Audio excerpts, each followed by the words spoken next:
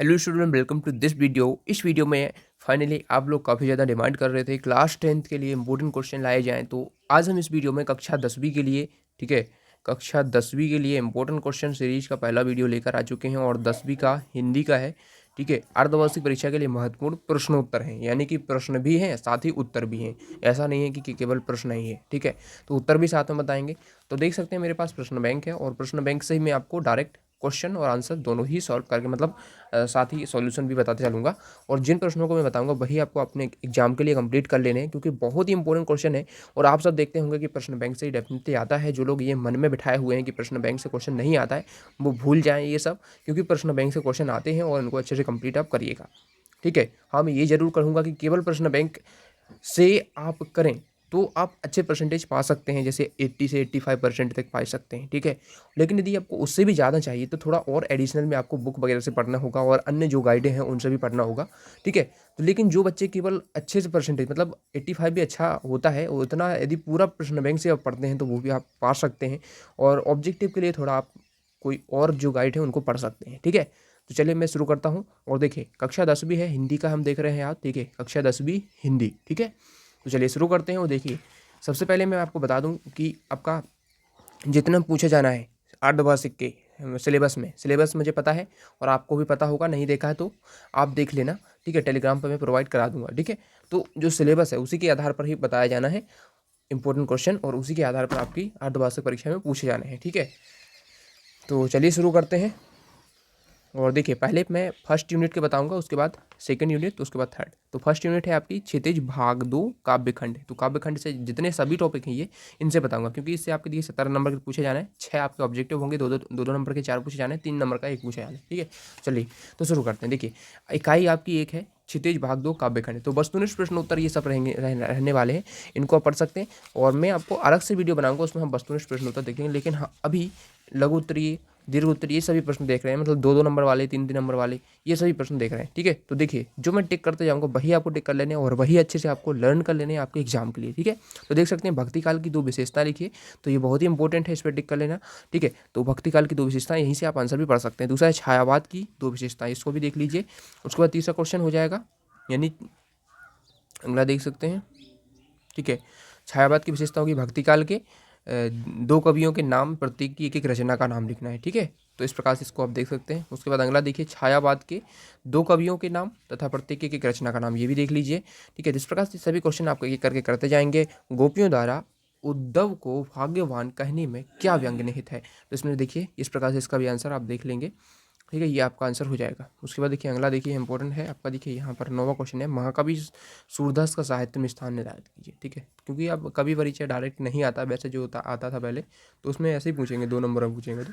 ठीक है, तो इस प्रकार से आएगा, साहित्य में स्थान पूछ लेंगे, कभी भाव पक्ष कला पक्ष पूछ लेंगे। ठीक है, इस प्रकार से आता है, तो आपको इसी प्रकार से करना है। तो देख सकते हैं 9वां देख लीजिए, 10वां भी देख लीजिए। इंपॉर्टेंट है, महाकवि सूरदास का हो गया, गोस्वामी तुलसीदास जी का 2 रचनाएं लिखना है और काव्यगत विशेषता, 2 रचनाएं आप देख सकते हैं यहाँ से, और काव्यगत रचना, उनकी काव्यगत विशेषता यहाँ से देख सकते हैं। ठीक है, उसके बाद 11वां है गोस्वामी तुलसी काव्य। देखिए यहाँ पर भाव पक्ष कला पक्ष पूछा है। ठीक है, तो काव्य का भाव पक्ष पूछा है, तो भाव पक्ष इस प्रकार से लिख सकते हैं, और साहित्य में स्थान भी लिख सकते हैं। यानी कि आप कभी परिचय कर लेंगे ना, तो वो आपसे केवल एक क्वेश्चन पूछेगा, कोई या 2 रचनाएं पूछ लेगा, या भाव पक्ष पूछ लेगा, या साहित्य में स्थान पूछ लेगा। तो आप कभी परिचय कर लीजिएगा, कभी इनका गोस्वामी तुलसीदास जी का और सूरदास जी का। ठीक है, ये दोनों कर लेना, और जयशंकर प्रसाद जी का भी कर लेना। ठीक है, कवि परिचय आपको देखने हैं तो चैनल की प्लेलिस्ट पे जाके आप देख सकते हैं, वहाँ पर सभी विषय, मतलब सभी कवियों के मिल जाएंगे, लेखकों के मिल जाएंगे, तो वो आप देख सकते हैं। ठीक है, क्योंकि वीडियो मैंने बना रखे हैं ऑलरेडी। ठीक है, उसके बाद देखिए आगे देखते हैं, जो टिक लगे हैं ना वही आपको कर लेना है। और देखिए यहाँ पर एक और इम्पोर्टेंट है, जो मैं यहाँ पर लगाया नहीं हूँ, निराला की 2 रचनाएं, ये भी आप टिक कर लीजिए, निराला की 2 रचनाएं और उनका स्थान। ठीक है, साहित्य में स्थान, तो इस प्रकार से देखिए साहित्य में स्थान उनका हो जाएगा यहाँ से यहाँ तक। ठीक है, उसके बाद उद्धव के व्यवहार की तुलना किस, मतलब किससे की गई है, तो इसको भी आप देख लेंगे। ठीक है, तो ये वाला क्वेश्चन भी इंपॉर्टेंट है, जो टिक लगे हुए ना, बहुत इंपॉर्टेंट क्वेश्चन है। ठीक है, उसके बाद देखिए, उसके बाद आगे बढ़ते हैं। आगे देखिए, ये क्वेश्चन है आपका 22वां क्वेश्चन है, गोपियों के अनुसार राजा का धर्म क्या होना चाहिए। तो गोपियों के अनुसार राजा का धर्म क्या होना चाहिए, ये इंपॉर्टेंट क्वेश्चन है। परशुराम के क्रोध करने पर लक्ष्मण ने धनुष के टूट जाने के कौन कौन से तर्क दिए, तो ये सभी तर्क हैं, कोई 4 आप कर लेना। ठीक है, 4 ही हैं इसमें। 3 भी कर सकते हैं क्योंकि 2 नंबर का क्वेश्चन आना है। उसके बाद आगे देखते हैं अवधी भाषा आज किन किन क्षेत्रों में बोली जाती है, तो इसका भी देख लीजिए, इंपॉर्टेंट है। उसके बाद देखिए जो जो चैप्टर पूछे जाने उसी के हिसाब से ये सभी। उसके बाद देखिए अगला है यहाँ पर स्मृति को पाथेय बनाने से कवि का क्या आशा है। बहुत ही इंपॉर्टेंट क्वेश्चन है, 3 स्टार्स पे लगा लेना, बहुत ही ज़्यादा ही पूछा जाता है, तो इसका आंसर यहाँ से हो जाएगा। ठीक है, उसके बाद आगे बढ़ते हैं कविता का शीर्षक उत्साह क्यों रखा गया है, तो इस प्रकार से इसका आंसर हो जाएगा कविता का शीर्षक उत्साह। तीनों आप पॉइंट इसको अच्छे से कर सकते हैं।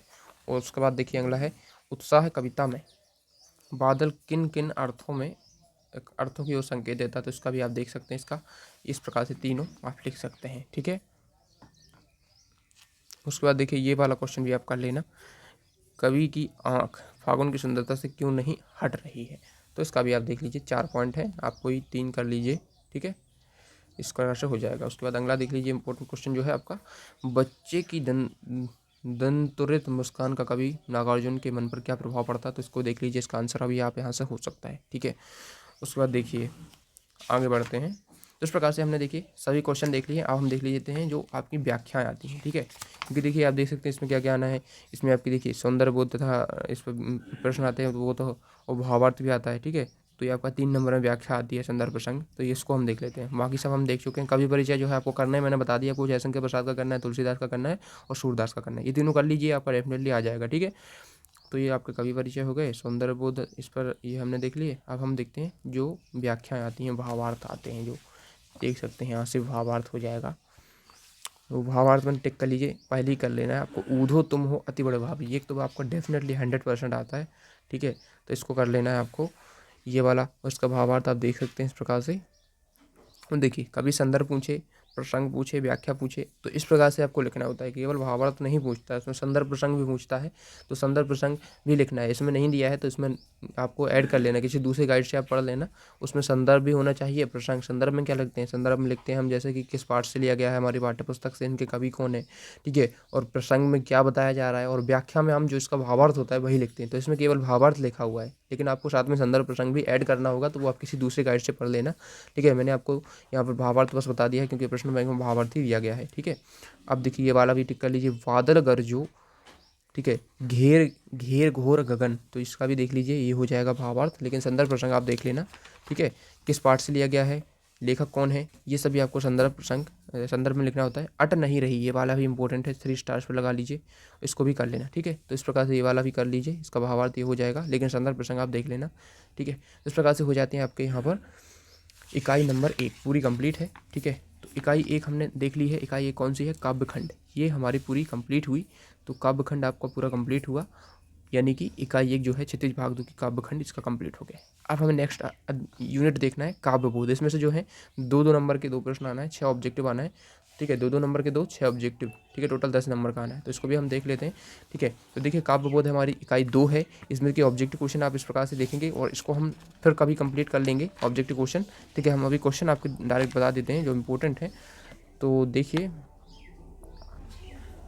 तो देखिए काव्य की परिभाषा लिखिए, पहले क्वेश्चन है, काव्य की परिभाषा लिखिए, बहुत ही इंपॉर्टेंट है, इसको टेक कर लेना है, और यहाँ से इसका आंसर भी आप यहाँ से कर लेंगे। ठीक है, उसके बाद महाकाव्य किसे कहते हैं, देखिए यहाँ से आप लिखेंगे महाकाव्य किसे कहते हैं। ठीक है, तो यहाँ तक हो जाएगा, उसके बाद आगे भी लिखना है। ठीक है, महाकाव्य का यहाँ से फिर यहाँ तक हो जाएगा आपका। ठीक है, यहाँ तक। ठीक है, तो ये महाकाव्य हो जाएगा। उसके बाद देखिए 2 खंड काव्यों के नाम लिखना है, तो सुमित्रानंद पंत का ग्रंथि है पंचवटी, ये सभी हो जाएंगे। ठीक है, और उसके बाद रस के अंगों के नाम लिखना है, स्थायी भाव, विभावन भाव, संचारी भाव, ये सभी हो जाएंगे। और सभी रसों की परिभाषाएं आपको करनी है, तो देखिए मैं आपको वीडियो डिस्क्रिप्शन में दे दूंगा, या फिर प्लेलिस्ट पे आप जा सकते हैं, वहाँ पर सभी रसों की परिभाषा बहुत ही अच्छे से समझाई गई है, साथ ही उसमें उदाहरण भी बहुत ही सरल तरीके से आपको बताए गए हैं। ठीक है, उसके बाद देखिए चौपाई छंद पर टिक कर लेना है, चौपाई छंद बहुत ही इंपॉर्टेंट है ये। ठीक है, उसके बाद अतिशयोक्ति अलंकार भी कर लेना है। मैं जल्दी जल्दी इसलिए बता रहा हूँ क्योंकि वीडियो लंबा ना हो और आपके कंप्लीट जो है वो ज़्यादा से ज़्यादा क्वेश्चन कवर हो जाए। अलंकार किसे कहते हैं, इसको भी टिक कर लेना। ठीक है, अलंकार किसे कहते हैं। ठीक है, और इनके भी पढ़ ही लेना, हिंदी के 2 महाकाव्य। ठीक है, रामचरितमानस गोस्वामी तुलसीदास जी का है, साकेत मैथिली शरणगुप्त जी का। ठीक है, इस प्रकार से इसका भी कर लेना। ठीक है, उसके बाद देखिए यहाँ पर आ जाता है अन्योक्ति अलंकार। ठीक है, अन्योक्ति अलंकार की परिभाषा उदाहरण सहित, तो अन्योक्ति अलंकार हो जाएगा आपका, यहाँ से उदाहरण भी हो जाएगा। माली आवत देख कर कलिन करिए पुकार, फूले फूले चुन लिए काली हमारी बात, तो इस प्रकार से देखिए इसका अन्योक्ति का उदाहरण भी हो जाता है। ठीक है, अब देखिए यहाँ पर आ जाता है आपका मानवीकरण अलंकार, ठीक है, ये भी बहुत ही इंपॉर्टेंट है, ठीक है, इसको भी आप टिक कर लेना। इसका यहाँ से देख सकते हैं इतना, और आगे भी देख सकते हैं, यहाँ से हो जाएगा उदाहरण, ठीक है, तो इसका उदाहरण भी यहाँ से यहाँ तक हो जाएगा, ठीक है। अब देखिए 21वां क्वेश्चन भी इंपॉर्टेंट है। 3 महाकाव्यों के नाम रचना सहित लिखना है। तो देखिए रामचरितमानस, पद्मावत, साकेत, उनके देखिए रचनाकार यहाँ पर लिखे हुए, ठीक है। चौपाई छंद भी आपका लेना, मैंने अभी बता दिया आपको, ठीक है। इसके लक्षण आप देख सकते हैं, वही है, ठीक है। उसके बाद देखिए महाकाव्य के प्रमुख लक्षण, और एक महाकाव्य का मतलब एक महाकाव्य का नाम लिखा, रचना कार्य सहित लिखना है, ठीक है। तो महाकाव्य की विशेषताएं इस प्रकार से हो जाएंगी, देखिए 7-8 विशेषताएं हैं, तो आप कोई 4 से 5 कर लीजिए। और महाकाव्य देखिए है रामचरितमानस, और रचनाकार है इसके गोस्वामी तुलसीदास, ठीक है। तो ये हो जाते हैं हमारे। और उसके बाद देखिए रस किसे कहते हैं, आचार्य जगन्नाथ के अनुसार रस की परिभाषा लिखी, तो रस की परिभाषा इस प्रकार से हो जाएगी, ठीक है। रस कैसे कहते हैं, परिभाषा ये हो जाएगी, ठीक है। उस प्रकार से हो जाते हैं आपके यहाँ तक सभी क्वेश्चन। और यहाँ से आप इसको भी देख लेना, छंद किसे कहते हैं, ठीक है, परिभाषा लिखिए, तो यहाँ से ये हो जाता है बस। और उसके बाद हमारा नेक्स्ट यूनिट है क्षितिज भाग 2 गद्य खंड। तो हमने 1 और 2 यूनिट कंप्लीट कर लिए, नेक्स्ट वीडियो में हम कंप्लीट कर लेंगे। देखिए 1 और 2 हमने कंप्लीट कर ली है, नेक्स्ट यूनिट में हमारी क्षितिज भाग 2 गद्य खंड और भाषा बोध हम कंप्लीट कर लेंगे। उसके बाद अगली यूनिट में ये सभी यूनिट्स जो हैं आगे की, ये सभी हम कंप्लीट कर लेंगे। इस प्रकार से आपका हिंदी का इंपोर्टेंट क्वेश्चन हो जाएगा। अन्य विषयों के हम जल्द से जल्द प्रोवाइड कराएंगे। तो नेक्स्ट वीडियो में मिलेंगे, और चैनल को सब्सक्राइब कर लेना नहीं कह रहा है अभी तक तो